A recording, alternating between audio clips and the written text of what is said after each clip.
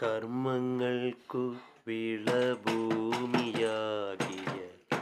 ജന്മദേശമീ ഭൂമിയറിഞ്ഞാലും കർമ്മനാശം വരുത്തേണമെങ്കിലും ചെമ്മേ മറ്റെങ്ങും സാധിയ നിർണയം. ഭക്തന്മാർക്കും മുമുക്ഷു ജനങ്ങൾക്കും സക്തരായ വിഷയീ ജനങ്ങൾക്കും ഇച്ഛിച്ചിടുന്നതൊക്കെ കൊടുത്തിടും വിശ്വമാതാവു ഭൂമി ശിവ ശിവ. വിശ്വനാഥൻ്റെ മൂല പ്രകൃതി താൻ പ്രത്യക്ഷേണ വിളങ്ങുന്നു ഭൂമിയായി. അവനീതല പാലനത്തിനല്ലോ അവതാരങ്ങളും പലതോർക്കുമ്പോൾ അതുകൊണ്ടു വിശേഷിച്ചും ഭൂലോകം 14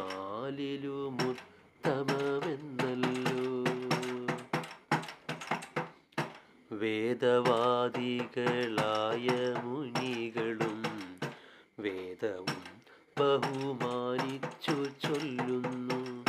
ലവണാംബുദി മധ്യേ വിളങ്ങുന്ന ജംബുദ്വീപൊരു യോജന ലക്ഷവും സപ്തദ്വീപുകളുണ്ടതിലെത്രയും ഉത്തമമെന്നു വാഴ്ത്തുന്നു പിന്നെയും.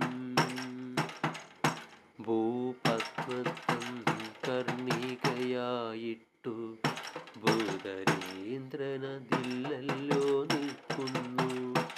ഇതിലൊമ്പതു ഖഡ്ഗങ്ങളുണ്ടല്ലോ അതിലുത്തമം ഭാരതഭൂതലം. സമ്മതരായ മാമുനി ശ്രേഷ്ഠന്മാർ കർമ്മക്ഷേത്രമെന്നല്ലോ പറയുന്നു.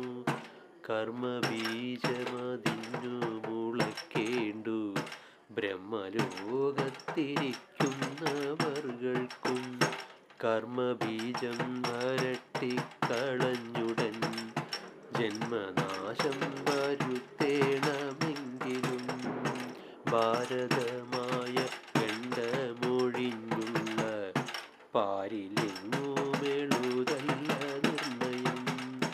അത്ര മുഖ്യമായുള്ളൊരു ഭാരതമിപ്രദേശമെന്നെല്ലാരും ഓർക്കണം.